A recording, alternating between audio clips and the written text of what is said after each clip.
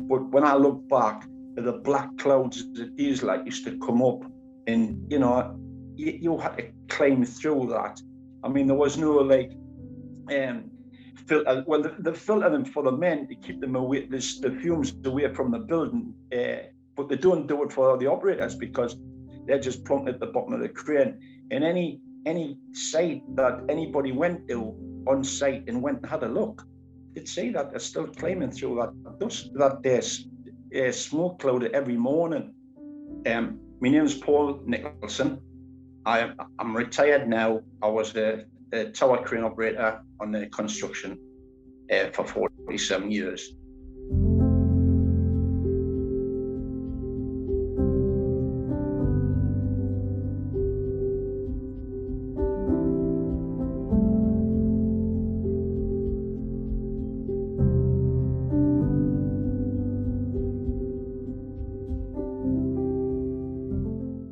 Now I know that this diesel fumes also affect your breathing.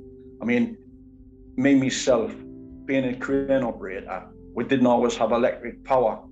We used diesel generators. And so you'd start your generator in the morning, and unbeknown to yourself, you'd be climbing through the smoke cloud of diesel that was coming out of that machine.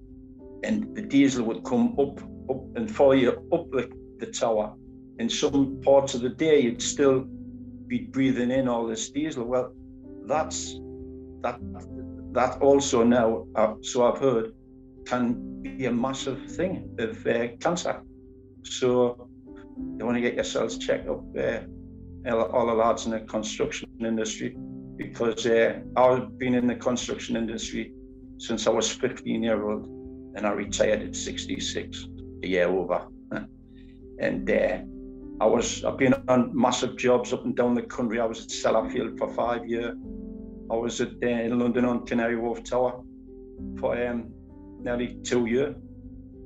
I've been on some massive big jobs up and down the country, but you still climb through dust and all sorts of things. And everybody's tried to put it down to different things. They told me I've got like pleural plaque, and that's like asbestos in my lungs, and that's what's just working in the environment that I was in the construction industry. Because nowadays you've got proper masks and everything, and they treat asbestos with respect. In my day, they didn't.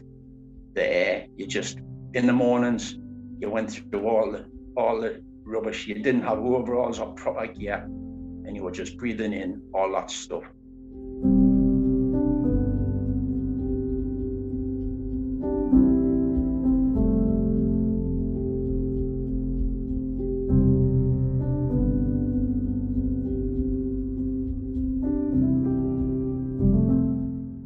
Showed that I was being diagnosed with lung cancer, because they found two tumours, one on my heart valve in the centre of my chest, and the other one up behind my clavicle on the right hand side.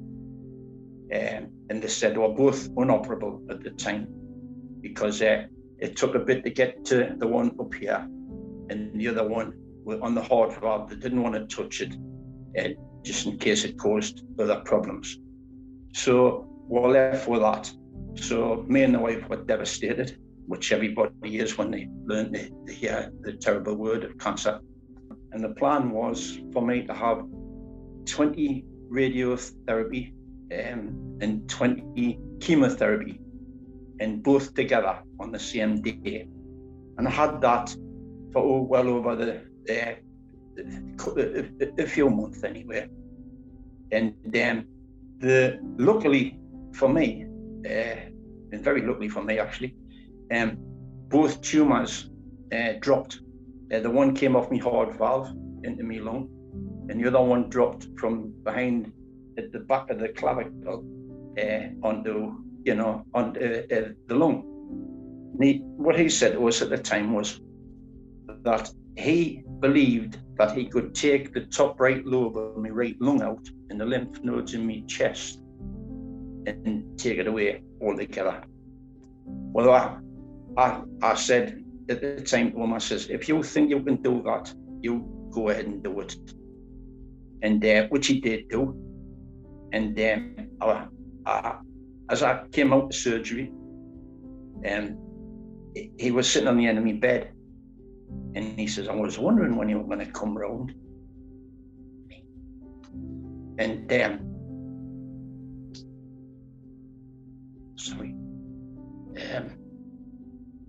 so I says, is everything okay?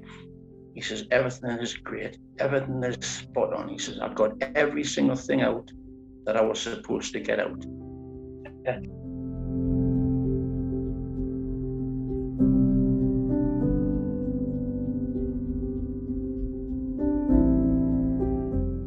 And I must also say that the Roy Castle Foundation are a fantastic organisation with some lovely, lovely people, as I've met a few. And me cancer specialist nurse at the RBI as well is called Victoria Anderson. And you couldn't meet for a better angel than her. If you start feeling unwell, start losing a bit of weight that you think you're doing yourself, because you'll know.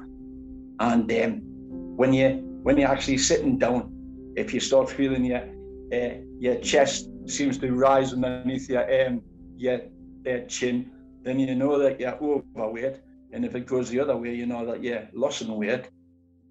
Then you should go to the doctors and just get them to check you over. Only takes a few minutes, and just say what you think. You could be saving your life by going first and finding out.